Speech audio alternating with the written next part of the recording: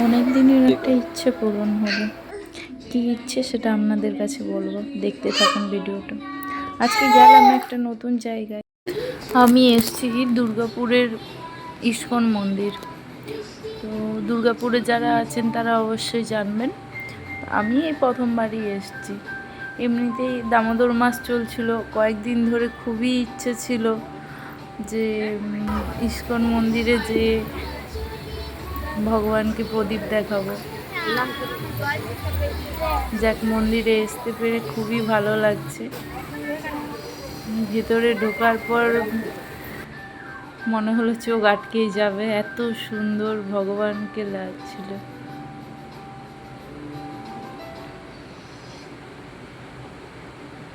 ও ঝটপট করে ওর কাজ সেরে ফেলছে। মন্দিরে ঢুকে ঠাকুর দেখলেই ওকে প্রণাম করতেই হবে, ও জানে, বলতে হয় না এখন আর। তো প্রণাম সেরে, আর এখানে প্রভু পাঁচিলের মূর্তিও রয়েছে, আর এখানে বসার জায়গা। তো এই আমার ইচ্ছা ছিল দামোদর মাসে ইস্কনে যেয়ে ভগবানকে আমি দীপ দেখাবো, দীপদান করব। তো ভাবতে পারি না ইচ্ছাটা পূর্ণ হবে, ভগবানের অশেষ কৃপা। নমামি সরং সংচিদানন্দ রূপম রসৎ কুণ্ডলং গোকুলে ব্রজমানম। নমামি সরং চিদানন্দ রূপম লসৎ কুণ্ডলম গোকুলে ভ্রজমানম।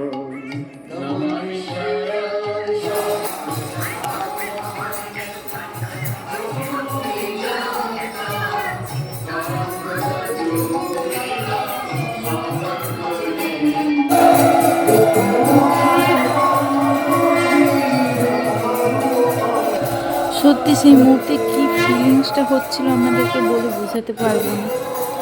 আর যখন ভগবানের মূর্তিটা দেখলাম, চোখ দিয়ে অবশ্যই জল বেরিয়ে যাচ্ছিল সবারই, আমারও তাই। নিজেকে ওই সময় আর ধরে রাখা যায়নি। আর এত সুন্দর কীর্তন হচ্ছিল, আমার একদমই আসার মন ছিল না, কিন্তু কি আর করা যায়। হরে কৃষ্ণ হরে মাধব।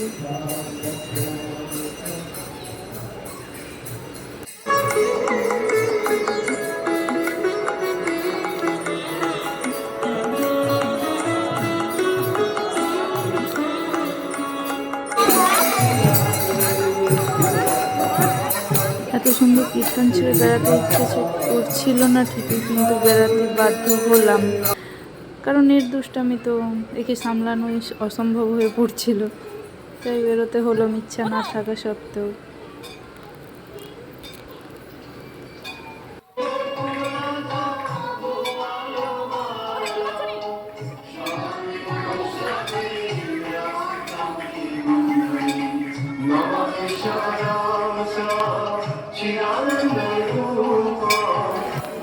এরপর ওর পাশে ইস্কনের যে শপটা আছে তাতে গেলাম। এত বই, মনে হচ্ছিল সব নিয়ে নিই, কিন্তু সেটা তো আর সম্ভব নয়। তাই বেছে বেছে কয়েকটা নিলাম, কিন্তু বিশ্বাস করুন প্রতিটা বই এত ভালো লাগছিল খুলে খুলে। যদিও সব বইগুলো খুলে খুলে একটু করে দেখবো ইচ্ছে ছিল, দেখার সময় পাইনি, তাই এই কয়েকটা নিয়ে বেরিয়ে গেলাম।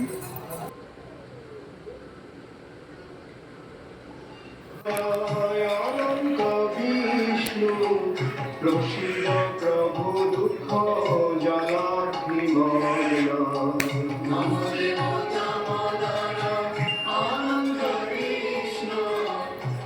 তারপর যেখানে মহাপ্রসাদ পাওয়া যায় সেখানে গেলাম। তো সেখানে দই বড়া আর ওই ছোলে বাটুরে অর্ডার করেছিল। আর ওর তো দেখে খুব খুশি, ওইসব খাবার দেখলে খুব খুশি। আর নিজের খাবারটা খাওয়ার বেলায় তখন দেখতে হবে না, যাই হোক খাইয়ে তো দিয়েছি। তো এখানে এত সুন্দর সুন্দর প্রতিটা কৃষ্ণের প্রতিটা অবতারের মানে সংক্ষেপেই এক একটা করে চিত্র দিয়ে বুঝিয়ে দিয়েছে।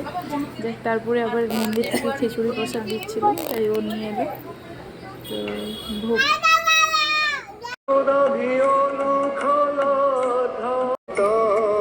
তত দ্রুত গোপ্যা